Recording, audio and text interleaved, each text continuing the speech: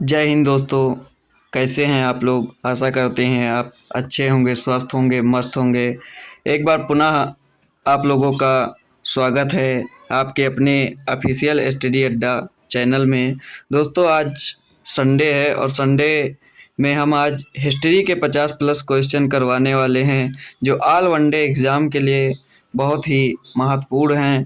दोस्तों, जो हिस्ट्री के 50 क्वेश्चन हैं वो प्राचीन इतिहास से हैं और भी अगले संडे को इसके आगे के क्वेश्चन करवाए जाएंगे। आज फिलहाल 85 क्वेश्चन हैं जिस पे हम लोग चर्चा करने वाले हैं। दोस्तों, आइए देरी ना करते हुए हम अपनी क्लास शुरुआत करते हैं। दोस्तों, अभिमान कहता है किसी की ज़रूरत नहीं। अभिमान कहता है किसी की ज़रूरत नहीं। अनुभव कहता है धूल की भी ज़रूरत पड़ेगी। दोस्तों, जो अनुभव कहता है वो धूल की भी ज़रूरत पड़ेगी।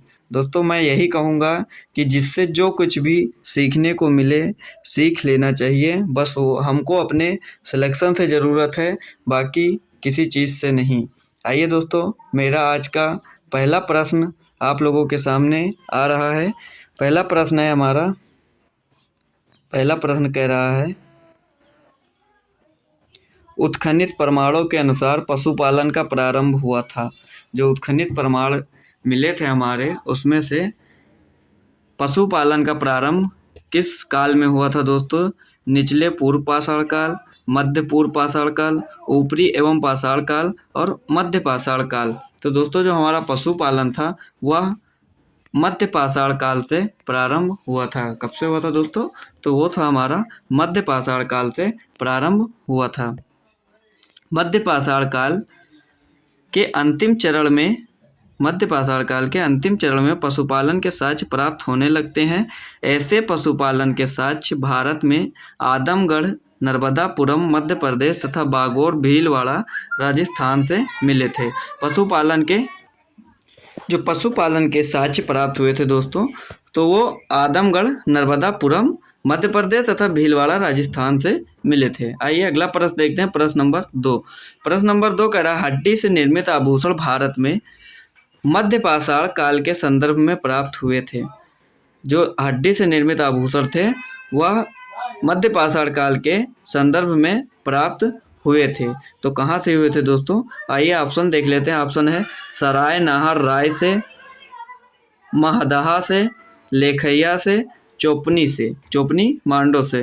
दोस्तों, तो जो इसका जो सही उत्तर है वह हो जाएगा हमारा, जो सही उत्तर है वो हो जाएगा महदहा। ऑप्शन नंबर 20 का सही है। और दोस्तों, सराय नाहर राय से भी इसके कुछ अवशेष मिले थे। मध्य पाषाणकालीन महदहा उत्तर प्रदेश के प्रतापगढ़ जिले में स्थित है। से बड़ी मात्रा में हड्डी एवं सींग निर्मित उपकरण प्राप्त हुए थे। कहाँ से दोस्तों? महदहा, जो उत्तर प्रदेश के प्रतापगढ़ जिले में स्थित है। जी.आर. शर्मा महदहा के 3 क्षेत्रों का उल्लेख करते हैं, जो झील क्षेत्र, बूचड़खाना, संकुल क्षेत्र एवं कब्रिस्तान निवास क्षेत्र में बटा था। बूचड़खाना, संकुल क्षेत्र से ही हड्डी एवं सींग निर्मित उपकरण एवं आभूषण बड़े पैमाने पर पाए गए थे और सराय नाहर राय से भी अल्प मात्रा में हड्डी के उपकरण मिले थे। तो दोस्तों, इसका जो उत्तर है वो ए और बी भी कह सकते हैं। इसको ऑप्शन में नहीं है दोस्तों, लेकिन अगर दोनों है तो ए और बी भी माना जा सकता है इसमें से। आइए अगला प्रश्न देखते हैं। प्रश्न नंबर 3। प्रश्न नंबर 3 कह रहा है, एक ही कब्र से 3 मानव कंकाल निकले हैं। कहाँ से? एक ही कब्र से 3 मानव कंकाल निकले थे। ऑप्शन है सराय नाहर से, दमदमा से, महदहा से, लंगनाज से। दोस्तों, तो इसका जो हमारा प्रश्न नंबर 3 का सही उत्तर हो जाएगा दमदमा से एक ही कब्र से 3 मानव कंकाल निकले थे। उत्तर प्रदेश के प्रतापगढ़ जिले के स्थित सराय नाहर राय, मदहा तथा दमदमा का उत्खनन हुआ था। कहाँ पे दोस्तों हुआ था? प्रतापगढ़ जिले में स्थित सराय नाहर राय, महदहा तथा दमदमा का उत्खनन हुआ है। दमदमा में लगातार 5 वर्षों तक किए गए उत्खनन के फलस्वरूप पश्चिमी तथा मध्यवर्ती क्षेत्रों से कुल मिलाकर 41 मानव समाधान ज्ञात हुए। इन समाधानों में से 5 समाधान युग्म शमशान, शमशान है, यो शमशान हो जाएगा दोस्तों यहाँ पे। और एक समाधान में 3 मानव कंकाल एक ही साथ मिले थे। दोस्तों कितने मिले थे?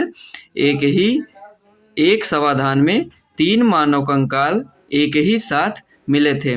शेष समाधानों में एक एक कंकाल मिले थे।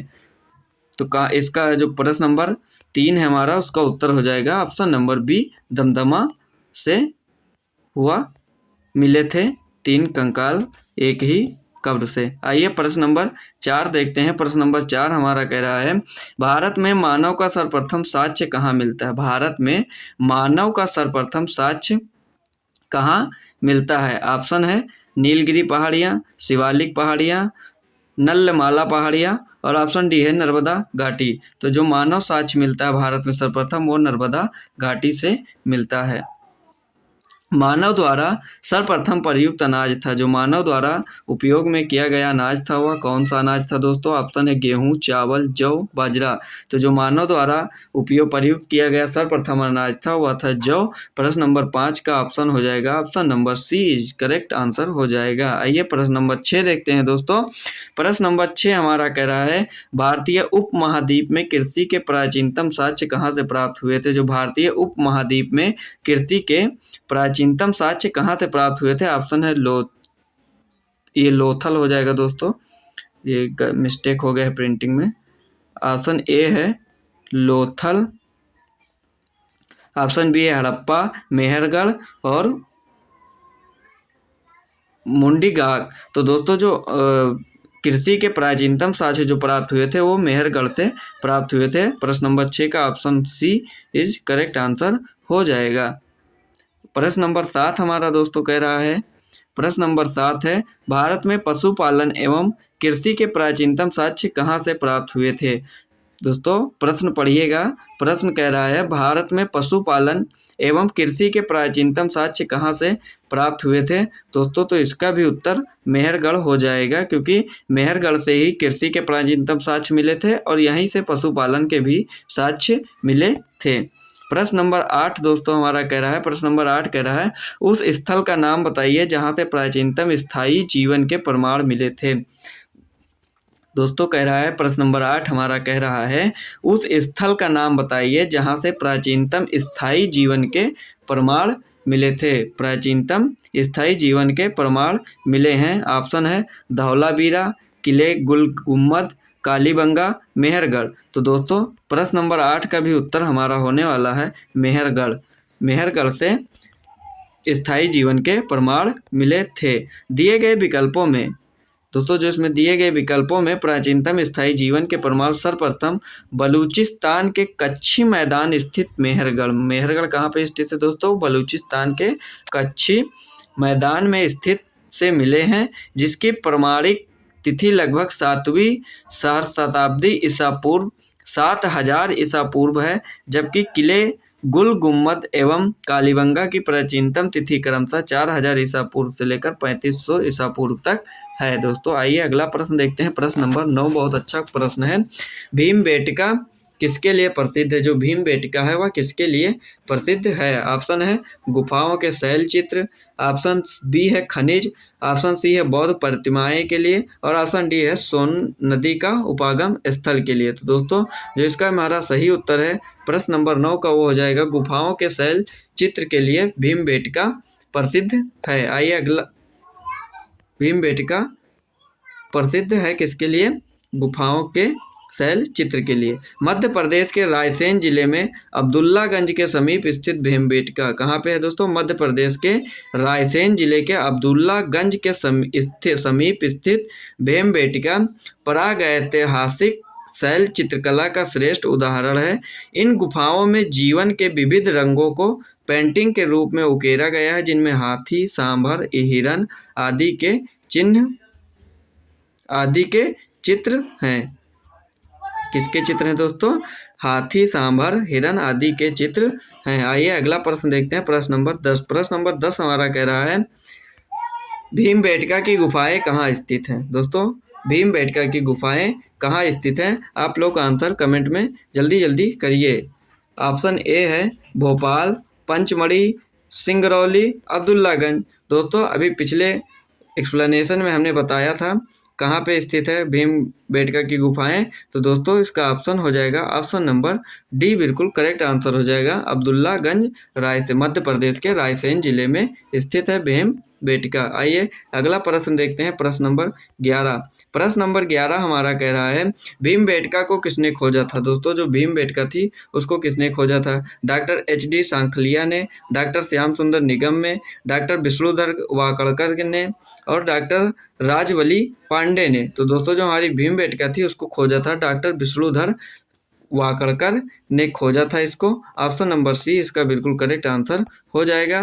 प्रश्न नंबर 12 दोस्तों, प्रश्न नंबर 12 हमारा कह रहा है निम्नलिखित में से किस स्थल से मानव कंकाल के साथ कुत्ते का कंकाल भी सावधान से प्राप्त हुए हैं। दोस्तों बहुत बढ़िया क्वेश्चन है। निम्नलिखित में से किस स्थल से मानव कंकाल के साथ कुत्ते का कंकाल भी सावधान से प्राप्त हुआ है। ऑप्शन है ब्रह्मगिरी, बुर्जहोम, चिरांद, मास्की। तो दोस्तों मानव कंकाल के साथ कुत्ते का कंकाल जो सावधान से प्राप्त हुए हैं वो बुर्ज होम से प्राप्त हुए हैं। इसका ऑप्शन बी बिल्कुल करेक्ट हो जाएगा दोस्तों। आइए अगला प्रश्न देखते हैं, प्रश्न नंबर 13। प्रश्न नंबर 13 कह रहा है गर्त आवास के साक्ष्य प्राप्त हुए हैं। जो हमारे गर्त आवास थे, गड्ढे के आवास जो थे वो कहाँ से प्राप्त हुए हैं दोस्तों। तो ऑप्शन है बुर्ज होम से, कोलडीहवा से, ब्रह्मगिरी से, संगन कल्लू से। तो दोस्तों जो हमारे गर्त आवास थे उसके साक्ष्य बुर्ज होम से प्राप्त हुए हैं। प्रश्न नंबर 13 का ऑप्शन ए बिल्कुल करेक्ट आंसर हो जाएगा दोस्तों। अगला प्रश्न है प्रश्न नंबर 14। प्रश्न नंबर 14 कह रहा है भारतीय पुरातत्व का जनक किसे कहा जाता है। जो भारतीय पुरातत्व है उसका जनक किसे कहा जाता है। अलेक्जेंडर कनिंघम को, जॉन मार्शल को, मार्टिमर व्हीलर को और जेम्स प्रिंसेप को। तो दोस्तों जो भारतीय पुरातत्व के जनक हैं वो हैं Alexander Cunningham. Option number A इसका बिल्कुल करेक्ट आंसर हो जाएगा प्रश्न नंबर 14 का। अलेक्जेंडर कनिंघम 1814 से लेकर 1893 ईस्वी को एक ब्रिटिश सेनाधिकारी के रूप में बंगाल इंजीनियर ग्रुप के साथ काम करने के लिए तैनात किया गया था। इनको कब से कब तक, 1814 से 1893 ईस्वी तक एक ब्रिटिश सेनाधिकारी के रूप में बंगाल इंजीनियर ग्रुप के साथ काम करने के लिए तैनात किया गया था। उन्हें ही भारतीय पुरातत्व के जनक के रूप में जाना जाता है। किसको जाना जाता है दोस्तों, अलेक्जेंडर कनिंघम को। आइए अगला प्रश्न देखते हैं, प्रश्न नंबर 15। प्रश्न नंबर 15 कह रहा है राष्ट्रीय मानव संग्रहालय कहाँ पर है। जो राष्ट्रीय मानव संग्रहालय है वह कहाँ पर है। ऑप्शन ए है गुवाहाटी, भोपाल, ऑप्शन सी बस्तर और ऑप्शन डी है चेन्नई। तो दोस्तों जो राष्ट्रीय मानव संग्रहालय है वह हमारा भोपाल में स्थित है। ऑप्शन नंबर बी इसका बिल्कुल करेक्ट आंसर हो जाएगा दोस्तों। राष्ट्रीय मानव संग्रहालय जो है जिसका नाम बदलकर अब इंदिरा गांधी राष्ट्रीय मानव संग्रहालय कर दिया गया है, भोपाल मध्य प्रदेश में स्थित है। यह भारत सरकार के संस्कृति मंत्रालय के अंतर्गत स्वायत्त शासी संगठन है दोस्तों। ये कहाँ पे है, भोपाल मध्य प्रदेश में स्थित है और इसका नाम बदलकर क्या कर दिया गया, इंदिरा गांधी राष्ट्रीय मानव संग्रहालय। आइए दोस्तों अगला प्रश्न देखते हैं, प्रश्न नंबर 16 हमारा। प्रश्न नंबर 16 कह रहा है मानव समाज विलक्षण है क्योंकि वह मुख्यतः आश्रित होता है।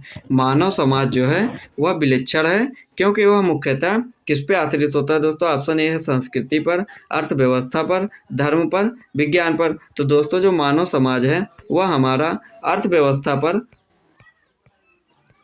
आश्रित होता है दोस्तों, अर्थव्यवस्था पर। आइए इसके बारे में कुछ जानकारी लेते हैं दोस्तों।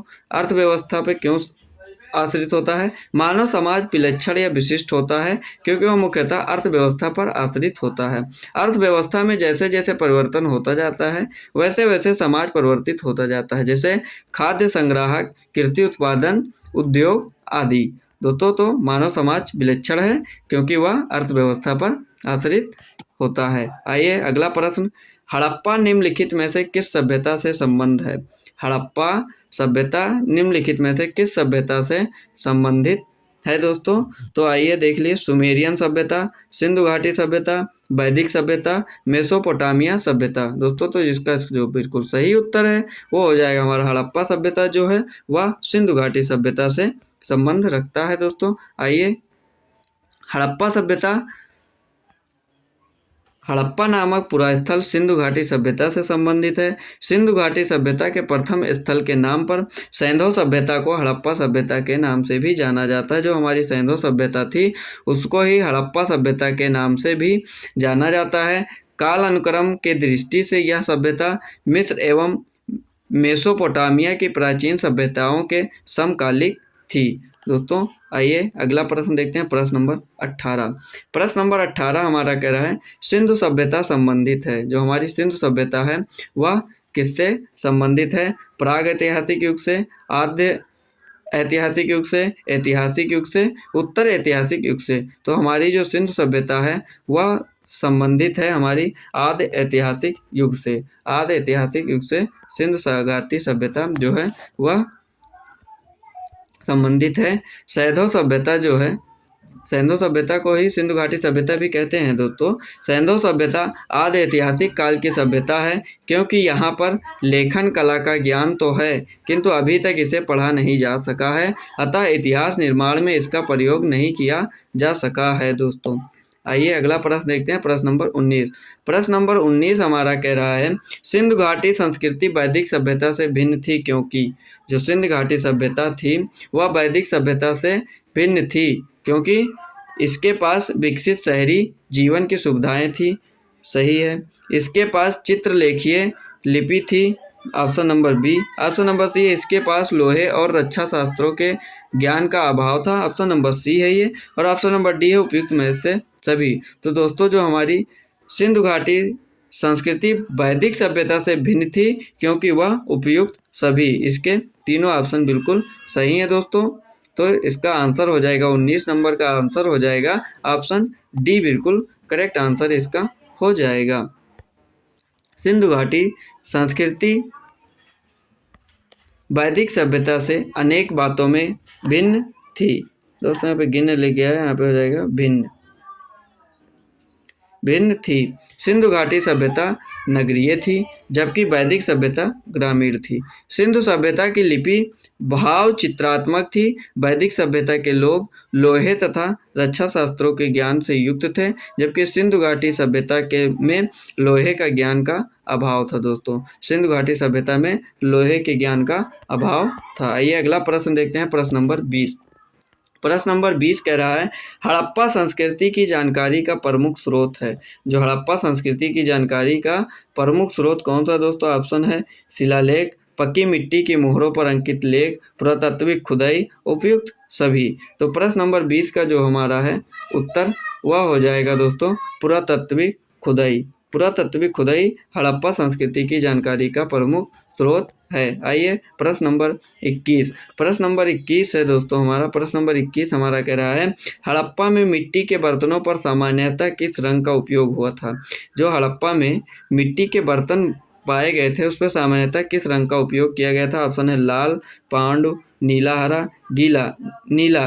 तो दोस्तों इसका जो बिल्कुल सही उत्तर है वो हो जाएगा हमारा लाल। जो लाल कलर था यानी लाल रंग का उपयोग हड़प्पा के मिट्टी के बर्तनों पर सामान्यतः किया गया था। आइए दोस्तों अगला प्रश्न देखते हैं, प्रश्न नंबर 22। प्रश्न नंबर 22 कह रहा है मूर्ति पूजा का आरंभ कब से माना जाता है? जो हमारा मूर्ति पूजा का आरंभ है वो कब से माना जाता है?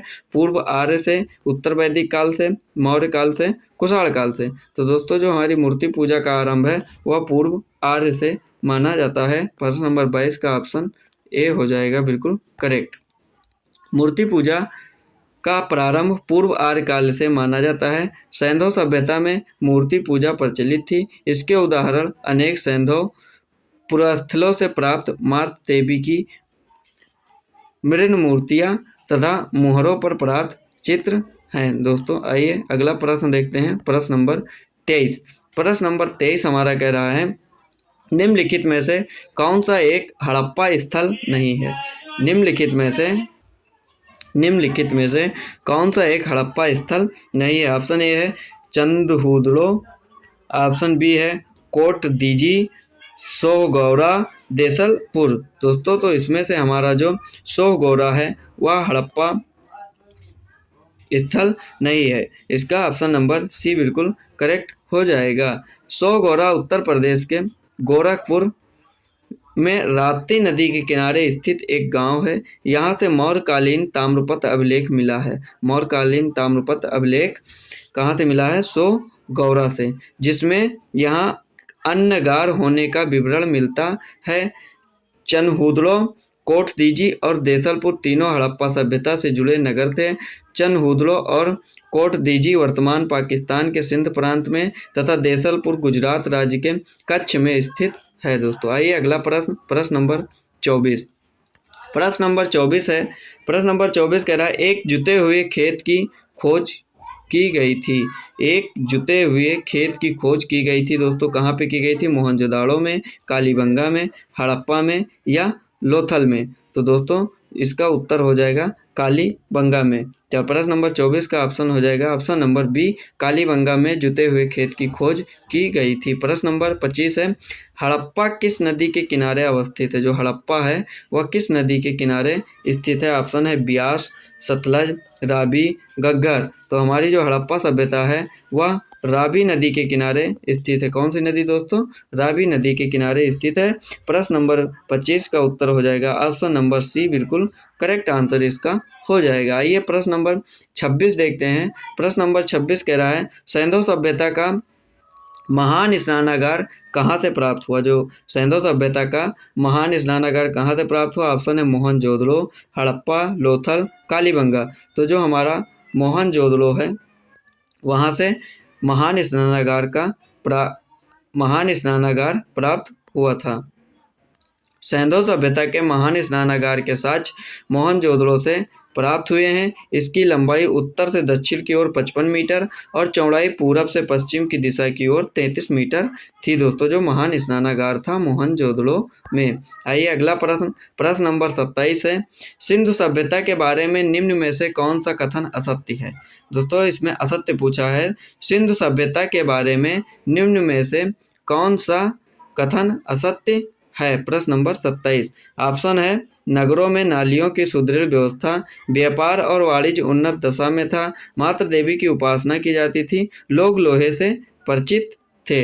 दोस्तों तो इसका जो बिल्कुल सही उत्तर है वो हो जाएगा ऑप्शन नंबर डी, लोग लोहे से परिचित थे। ये बिल्कुल असत्य है। इसमें लोहे की जानकारी के से सिंधु घाटी सभ्यता के लोग जो थे वो लोहे से परिचित नहीं थे। आइए अगला प्रश्न इसमें देख लीजिए दोस्तों, जो सिंधु सभ्यता थी वो कांस्य युगीन सभ्यता थी तथा यहाँ के लोग लोहे से परिचित नहीं थे। आइए अगला प्रश्न देखते हैं, प्रश्न नंबर 28। प्रश्न नंबर 28 कह रहा है मोहनजोदड़ो निम्नलिखित में से कहाँ पर स्थित है? दोस्तों जो मोहनजोदड़ो है वह कहाँ पर स्थित है? ऑप्शन है भारत के गुजरात राज्य में, भारत के पंजाब राज्य में, पाकिस्तान के सिंध प्रांत में और अफगानिस्तान में। तो दोस्तों जो हमारा मोहनजोदड़ो है वह पाकिस्तान के सिंध प्रांत में स्थित है। ऑप्शन नंबर सी इसका बिल्कुल करेक्ट आंसर हो जाएगा।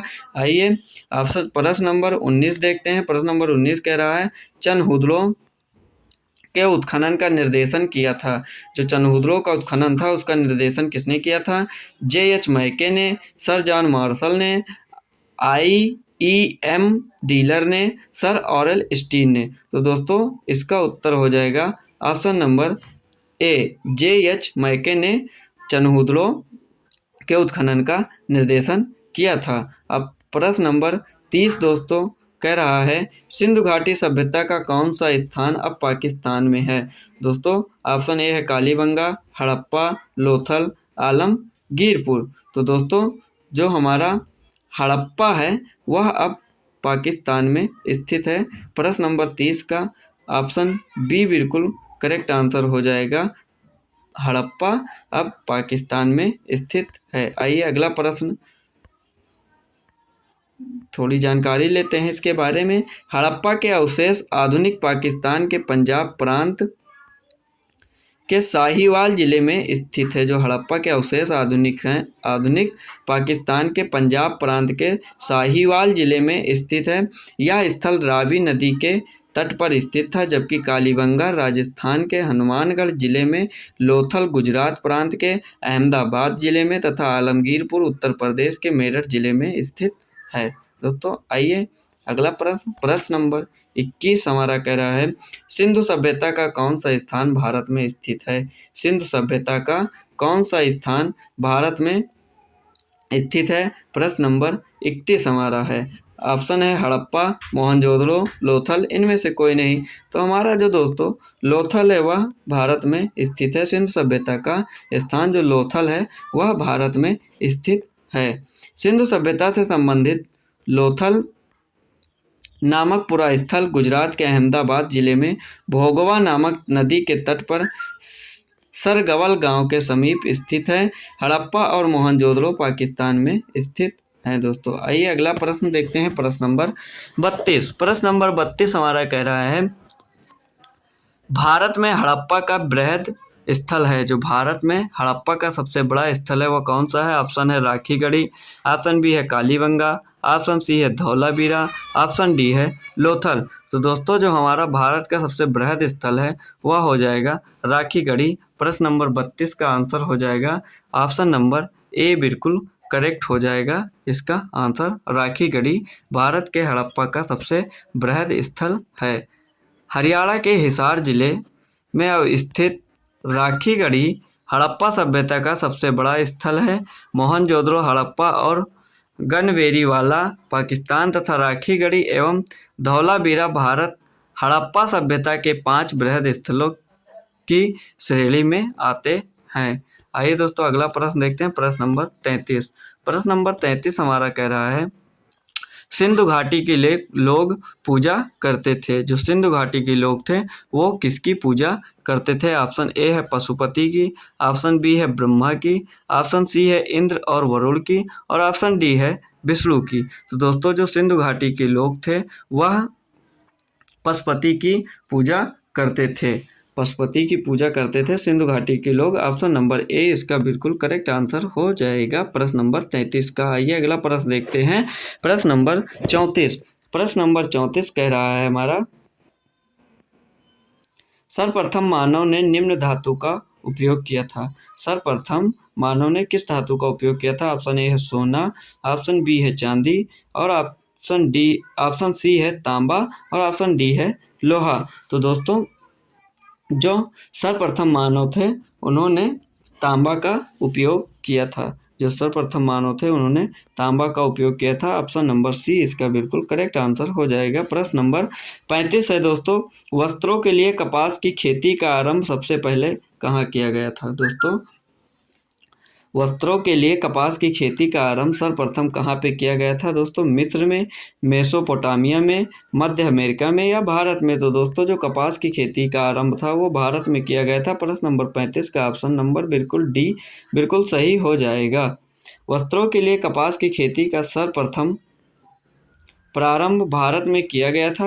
वर्ष 1922 में राखाल दास बनर्जी के नेतृत्व में सिंधु नदी के किनारे स्थित मोहनजोदड़ो वर्तमान पाकिस्तान के लरकाना जिले में स्थित है। उत्खनन से कपास के सूत की प्राप्ति की गई थी। कहाँ पे दोस्तों? तो वो था नदी के किनारे मोहनजोदड़ो, जो अब पाकिस्तान के लरकाना जिले में स्थित है। आइए दोस्तों अगला प्रश्न देखते हैं, प्रश्न नंबर 36। प्रश्न नंबर 36 हमारा कह रहा है, सिंधु सभ्यता से प्राप्त मोहरों में कौन से वृक्ष की आकृति मिलती है? दोस्तों सिंधु सभ्यता से प्राप्त मोहरों में कौन से वृक्ष की आकृति मिलती है? ऑप्शन है आम, परिजात, पीपल, साल। तो दोस्तों जो हमारा पीपल है, पीपल, ऑप्शन नंबर सी जो है पीपल, वह सिंधु सभ्यता के प्राप्त मोहरों के में वृक्ष की आकृति मिलती है। किसकी? तो वो है पीपल। आइए अगला प्रश्न देखते हैं, प्रश्न नंबर 37। दोस्तों जितने लोग भी क्लास को देख रहे हैं एक बार सभी लोग क्लास को लाइक कर दें और शेयर कर दें। प्रश्न नंबर 37 हमारा है, आर्य शब्द इंगित करता है। जो आर्य शब्द है वह किसको इंगित करता है? निर्जात समूह को, यायावरी जन को, भाषा समूह को, या श्रेष्ठ वंश को? तो जो हमारा आर्य शब्द है वह श्रेष्ठ वंश को इंगित करता है। ऑप्शन नंबर डी इसका बिल्कुल करेक्ट आंसर हो जाएगा। आर्य शब्द प्राचीन भारोपीय एवं प्राचीन ईरानी भाषा बोलने वालों के लिए प्रयुक्त शब्द है। वैदिक संस्कृति में आर्य शब्द श्रेष्ठ, शिष्ट अथवा सज्जन तथा नैतिक अर्थ में महाकुल, कुलीन, सभ्य, साधु आदि के लिए प्रयुक्त हुआ है। सायणाचार्य ने अपने ऋग्भाष्य में आर्य का अर्थ विज्ञ, यज्ञ का अनुष्ठाता, विज्ञ श्रोता, आदरणीय अथवा सर्वत्र गंतव्य, उत्तम, वर्ष, मन, कर्मयुक्त और कर्मानुष्ठान से श्रेष्ठ आदि बताया है। तो आर्य शब्द का शाब्दिक अर्थ श्रेष्ठ या कुलीन हो जाएगा। दोस्तों आइए अगला प्रश्न है प्रश्न नंबर 38। प्रश्न नंबर 38 हम कह रहा है सबसे पुराना वेद कौन सा है। जो हमारा सब वेद है वो सबसे पुराना वेद कौन सा है। ऑप्शन ए है यजुर्वेद, ऋग्वेद, सामवेद और अथर्ववेद। तो दोस्तों जो हमारा ऋग्वेद है वह सबसे पुराना वेद है। 4 वेद हैं हमारे दोस्त, यजुर्वेद, ऋग्वेद, सामवेद, अथर्ववेद और सबसे पुराना वेद जो है वह है ऋग्वेद। अगला प्रश्न है त्रयी नाम है। जो त्रयी नाम है वो क्या है। तो 3 वेदों का, धर्म संघ व युद्ध का, हिंदू धर्म के 3 देवताओं का या 3 मौसमों का। तो दोस्तों त्रयी नाम है वह है 3 वेदों का। ऑप्शन नंबर ए इसका बिल्कुल करेक्ट आंसर हो जाएगा। ऋग्वेद, यजुर्वेद तथा सामवेद को ही वेद त्रयी या त्रयी के नाम से जाना जाता है। किसको किसको दोस्तों, ये ऋग्वेद, यजुर्वेद और सामवेद को वेद त्रयी के नाम से जाना जाता है। आइए अगला प्रश्न देखते हैं प्रश्न नंबर 40। प्रश्न नंबर 40 कह रहा है किस वैदिक ग्रंथ में वर्ण शब्द का सर्वप्रथम नामोल्लेख उल्लेख मिलता है। जो हमारा वर्ण शब्द है वह सर्वप्रथम किस वैदिक ग्रंथ में मिलता है। दोस्तों ऑप्शन है ऋग्वैदिक, अथर्ववैदिक, सामवेद, यजुर्वेद। तो हमारा जो ऋग्वेद है उसमें वर्ण शब्द का सर्वप्रथम उल्लेख मिलता है। वर्ण शब्द का सर्वप्रथम उल्लेख जो है वह ऋग्वेद में मिलता है। ऋग्वेद में वर्ण शब्द रंग के अर्थ में तथा कहीं कहीं पर व्यवसाय चयन के अर्थ में प्रयुक्त हुआ है। जो वर्ण शब्द है वह रंग अथवा व्यवसाय के चयन के अर्थ में प्रयोग हुआ है। प्रश्न नंबर 41 है दोस्तों। प्रश्न नंबर 41 कह रहा है निम्नलिखित 4 वेदों में से किस एक में जादुई माया और वशीकरण का वर्णन है। किस वेद में जादुई माया और वशीकरण का वर्णन है। दोस्तों ऑप्शन है ऋग्वेद, अथर्ववेद, यजुर्वेद, सामवेद। दोस्तों इसका जो है सही उत्तर हो जाएगा जो हमारा जादुई और माया का और वशीकरण का वर्णन है वह हमारे अथर्ववेद में इस वर्णन है। अथर्ववेद में ऑप्शन नंबर बी इसका बिल्कुल करेक्ट आंसर हो जाएगा प्रश्न नंबर 41 का। आइए दोस्तों अगला प्रश्न है प्रश्न नंबर 42। प्रश्न नंबर 42 कह रहा है ऋग्वेद में सूक्त हैं। ऋग्वेद में कुल कितने सूक्त हैं दोस्तों। तो ऋग्वेद में हमारे जो सूक्त हैं ऑप्शन है 1028, 1017, 1128 या ऑप्शन नंबर डी है 1020। तो दोस्तों जो हमारा ऑप्शन नंबर ए है 1028। तो ऋग्वेद में हमारे 1028 सूक्त हैं। ऋग्वेद में कितने सूक्त हैं। ऋग्वेद में 1028 सूक्त हैं। प्रश्न नंबर 43 कह रहा है गोपथ ब्राह्मण संबंधित है। जो हमारा गोपथ ब्राह्मण है वह किस वेद से संबंधित है। यजुर्वेद से, ऋग्वेद से, अथर्ववेद से या सामवेद से। तो हमारा जो गोपथ ब्राह्मण है वह स्थित है अथर्ववेद से। ऑप्शन नंबर सी इसका बिल्कुल करेक्ट आंसर हो जाएगा। जो गोपथ ब्राह्मण है वह अथर्ववेद से संबंधित है। प्रश्न नंबर 44 कह रहा है निम्नलिखित में से कौन सा ब्राह्मण ग्रंथ ऋग्वेद से संबंधित है। कौन सा ब्राह्मण ग्रंथ ऋग्वेद से संबंधित है। ऑप्शन है ऐत्रेय ब्राह्मण, गोपथ ब्राह्मण, शतपथ ब्राह्मण, तैत्रेय ब्राह्मण।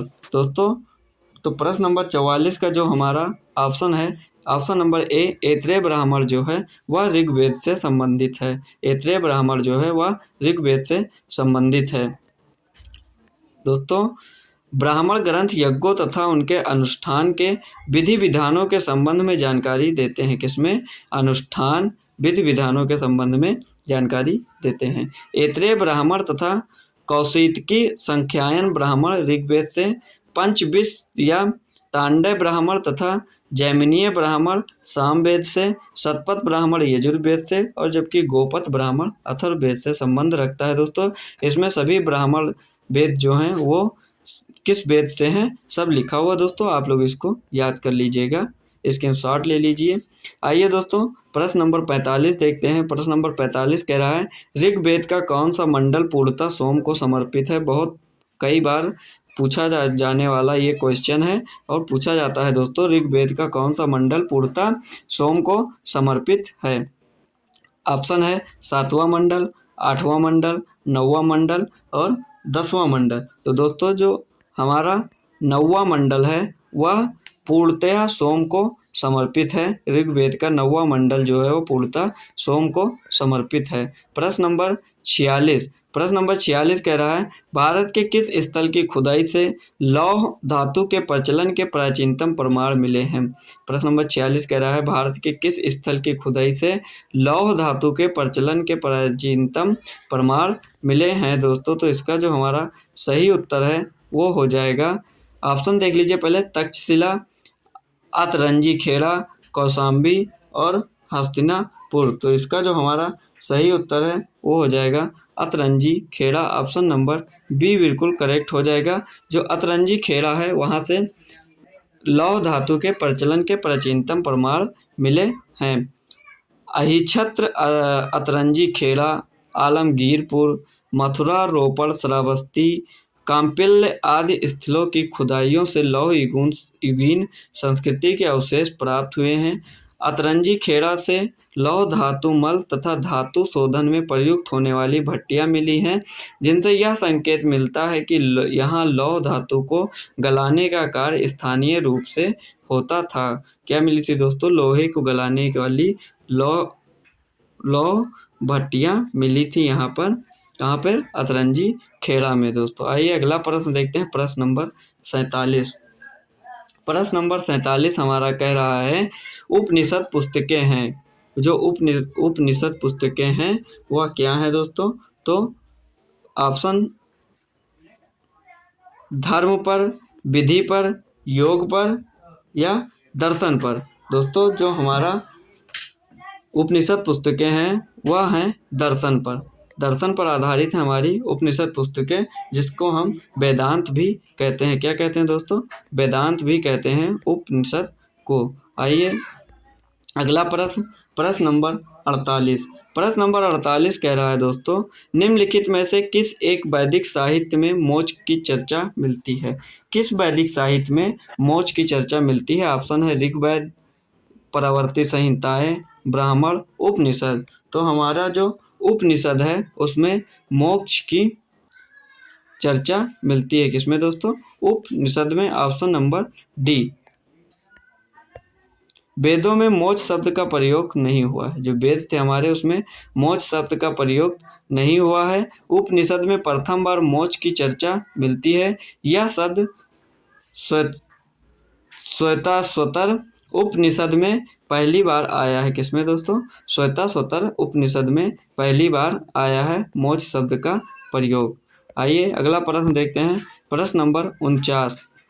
प्रश्न नंबर 49 कह रहा है हमारा महाभारत काल में महानदी का नाम क्या था। जो हमारी महानदी है वो महाभारत का क्या नाम था उसका। ऑप्शन है कावेरी, ताप्ती, महानंदा, गंगा और इनमें से कोई नहीं। तो दोस्तों जो इसका उत्तर है वो हो जाएगा ऑप्शन नंबर डी, इनमें से कोई नहीं। महाभारत काल में जो महानदी थी उसका नाम था चित्रोत्पला। क्या नाम था दोस्तों, चित्रोत्पला नाम था महानदी का नाम। महाभारत काल में चित्रोत्पला नाम था महानदी का नाम। महाभारत काल में महानदी का नाम चित्रोत्पला था। महानदी का उल्लेख महाभारत के भीष्म पर्व से प्राप्त होता है। कहाँ से प्राप्त होता है दोस्तों इसका उल्लेख, तो भीष्म पर्व से महाभारत में महानदी का उल्लेख प्राप्त होता है। आइए अगला प्रश्न देखते हैं, प्रश्न नंबर 50। प्रश्न नंबर 50 कह रहा है गायत्री मंत्र किस पुस्तक में मिलता है। जो हमारा प्रश्न नंबर 50 दोस्तों कह रहा है गायत्री मंत्र किस पुस्तक में मिलता है। ऑप्शन है उपनिषद, भगवत गीता, ऋग्वेद, यजुर्वेद। तो हमारा जो गायत्री मंत्र है वह ऋग्वेद में मिलता है दोस्तों। जो गायत्री मंत्र है वह ऋग्वेद में मिलता है। और गायत्री मंत्र की रचना किसने की थी दोस्तों? तो गायत्री मंत्र की रचना जो थी वह विश्वामित्र जी ने की थी गायत्री मंत्र की रचना। आइए अगला प्रश्न देखते हैं, प्रश्न नंबर 51। प्रश्न नंबर 51 हमारा कह रहा है पुराणों की संख्या कितनी है? जो हमारे पुराण हैं उनकी संख्या कितनी है दोस्तों? ऑप्शन है 16, 18, 19, 21। तो हमारे जो पुराण हैं उनकी संख्या है 18। ऑप्शन नंबर बी इसका बिल्कुल करेक्ट आंसर हो जाएगा। जो हमारे पुराण हैं उनकी संख्या 18 है दोस्तों। पुराणों की संख्या 18 है और इनकी जो रचना थी वो लोमहर्ष ऋषि तथा उनके पुत्र उग्रसर्वा द्वारा की गई थी। पुराणों की रचना किसके द्वारा की गई थी? लोमहर्ष ऋषि तथा उनके पुत्र उग्रसर्वा द्वारा की गई। ये थे दोस्तों आज के हमारे 50 प्रश्न हिस्ट्री के। दोस्तों आशा करता हूँ कि आप लोगों को वीडियो पसंद आई होगी। अगर वीडियो पसंद आई हो तो वीडियो को लाइक करें, शेयर करें, कमेंट करें दोस्तों। और ये एग्ज़ाम के लिए बहुत महत्वपूर्ण प्रश्न थे जो हमने हिस्ट्री के प्रारंभ से कोई प्रश्न लिए थे दोस्तों। अगले संडे में दोस्तों इसके आगे के प्रश्न मिलेंगे आपको, फिर से 50+ क्वेश्चन होंगे जो आपको अगले संडे स्पेशल में मिलेंगे। दोस्तों मिलते हैं आपको पुनः हम फिर प्रैक्टिस सेट अपने जो सुबह 10 बजे हमारी क्लास होती है GK GS SSC GD SSC MTS के में प्रातः 10 बजे हम फिर मिलते हैं दोस्तों। प्रैक्टिस सेट नंबर हमारा हो जाएगा 12, उसमें मिलते हैं दोस्तों। तब तक के लिए थैंक यू सो मच।